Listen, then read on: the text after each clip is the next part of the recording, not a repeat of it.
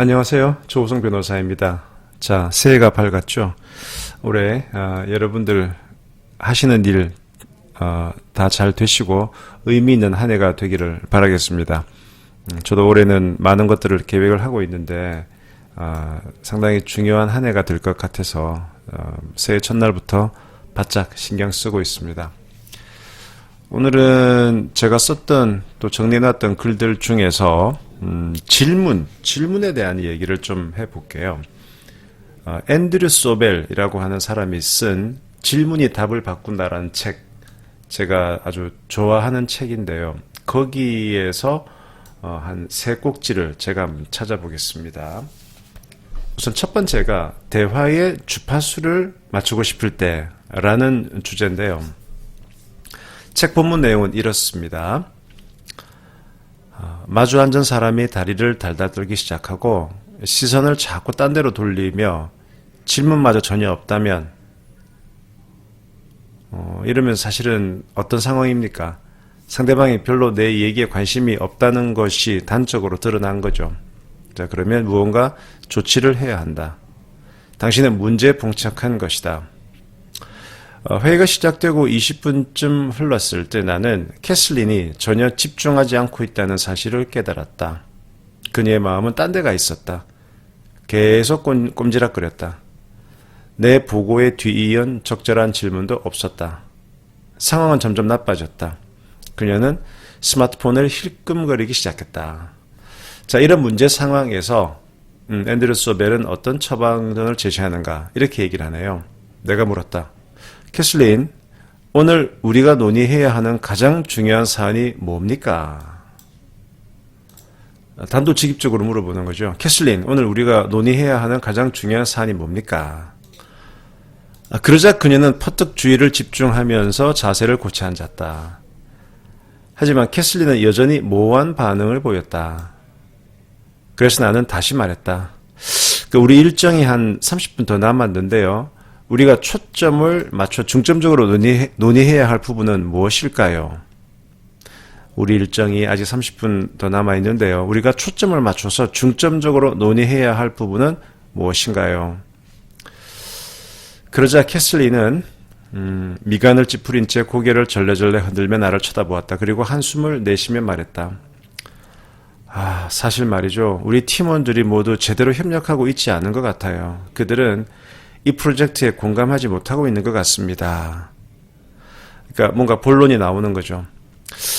좀 더 설명해 보시죠. 협력하지 않는 것 같다라고 하셨는데 어떤 징후를 보고 그렇게 생각하십니까? 이제 주제가 갑자기 바뀌었다. 이어지는 30분 동안 우리는 그녀의 팀과 관련된 문제들에 대해 이야기를 나누었다. 그래서 이제 이 얘기에서 우리가 좀 알 수 있는 것은 우리가 얘기를 하다가 얘기가 좀 겉돌고 시간만 흘러가고 이런 상황이 됐을 때는 조금 더 집중을 할 필요가 있어요. 이럴 때는 상대방에게 자, 오늘 우리가 논의해야 하는 가장 중요한 사안이 뭘까요? 뭡니까? 라고 대놓고 물어보는 거죠. 그리고 예를 들어서 회의 시간이 한 20분밖에 안 남았다 그러면 자, 시간이 20분밖에 없군요. 우리가 좀 초점을 맞춰야 될, 논의해야 될 부분이 뭡니까? 라고 물어보는 게 좋다는 겁니다. 그래서 이 말은 토론의 주제를 재정립할 필요가 있을 때 사용하면 좋고요. 비슷한 어투로 이렇게 얘기할 수 있답니다. 오늘 얘기하고 싶은 주제는 뭡니까? 또는 오늘 반드시 다뤄야 하는 문제 중에 빠뜨린 게 있을까요? 이런 식으로 질문을 유도하는 겁니다. 그리고 이 질문 다음에 이제 이어지는 질문을 할 수 있는 것은 그렇군요. 그럼 그것에 대해서 좀 더 얘기해 주시겠습니까? 라든가 그 이면에는 어떤 내용이 있을까요? 이런 식으로 이야기를 끌어나가는 겁니다. 자, 그 다음에 질문 중에 닫힌 질문이 필요할 때 이런 또 챕터가 있어요. 닫힌 질문. 그러니까 어디 도망가지 못하게 하는 거죠. 이것을 closed-ended question이라고 하는데요. 자, 그 본문 읽어드릴게요. 하루는 그란 사람이 코뉴엘이란 사람인데요. 그가 내게 물었다. 당신의 대답을 듣고 싶습니다. 지금 당장 말입니다. 코뉴엘은 내가 그 프로젝트에 참여할지에 대한 분명한 대답을 원했다. 저와 함께 할 겁니까? 아닙니까? 예인지 아니오인지 말씀해 주십시오. 그의 눈빛은 내 영혼 깊숙한 곳까지 꿰뚫어 보는 것처럼 강렬했다. 사람들은 직접적인 질문을 받으면 분명한 대답을 하는 대신에 계속 빙빙 돌며 원을 그리는 경우가 많다. 그런 경우 많죠. 왠지 좀 건드리기 싫거나 자기 입장을 아직 정리를 못했을 때, 물론 시간이 필요한 경우에는 뭐 그런 과정도 필요합니다. 그런데 지금 상황 자체가 빨리 뭔가를 결정해야 될 그런 타이밍에는 분명한 대답을 이끌어낼 필요가 있거든요. 그때의 가장 좋은 방법은 닫힌 질문, closed-ended question을 던지는 겁니다. yes입니까? no입니까?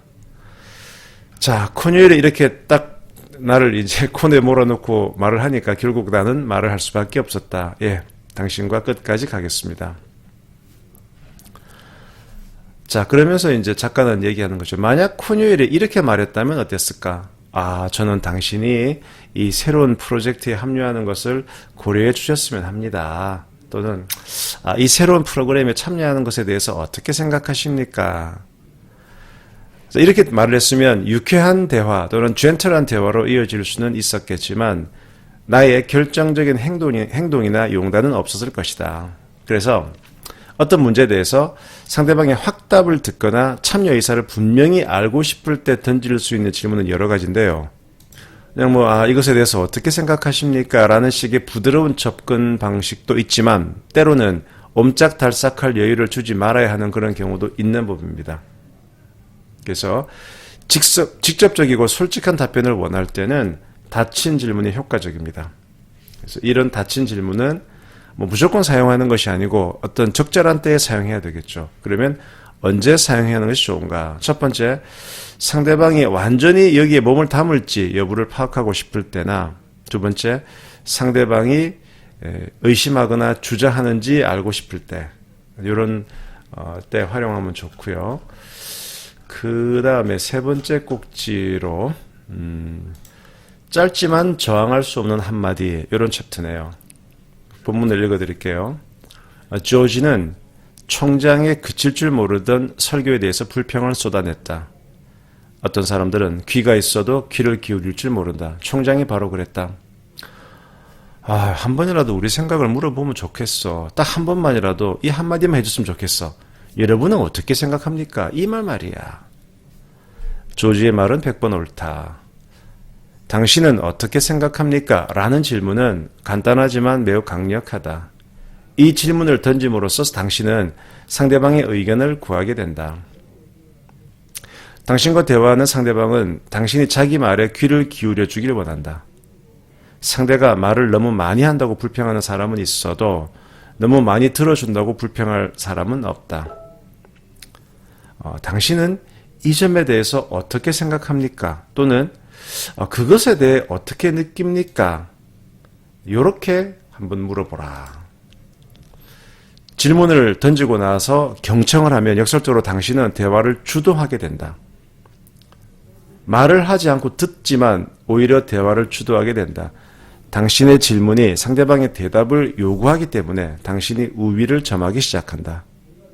타인의 말을 경청하는 사람은 어딜 가나 환영받고 인기가 많을 뿐만 아니라 시간이 지나면 중요한 걸 배울 수 있다. 그래서 이 말, 당신은 어떻게 생각합니까? 이것은 짧지만 강력하고 저항할 수 없는 한마디다. 경청해 주기를 바라는 것은 인간을 움직이는 가장 강력한 본성 가운데 하나가 아니던가. 사람은 누구나 상대방이 자기 말에 귀 기울여 주기를 원한다.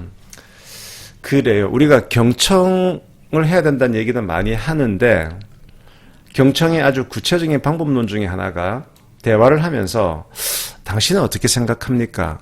요 말을 한번 써보는 거예요. 특히 여러분이 오히려 좀 더 높은 지위에 있을 때, 아무래도 높은 지위에 있는 사람은 일방적으로 자기 얘기를 강요하는 떠들기에만 바쁠 수 있는데 오히려 높은 지위에 있는 사람일수록 당신은 어떻게 생각합니까?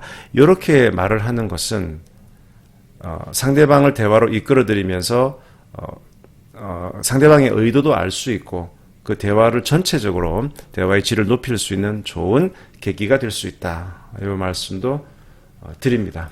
그래서 오늘은 여기까지 말씀을 드릴게요. 지금까지 러프머스터 노의 조우성 변호사였습니다. 감사합니다.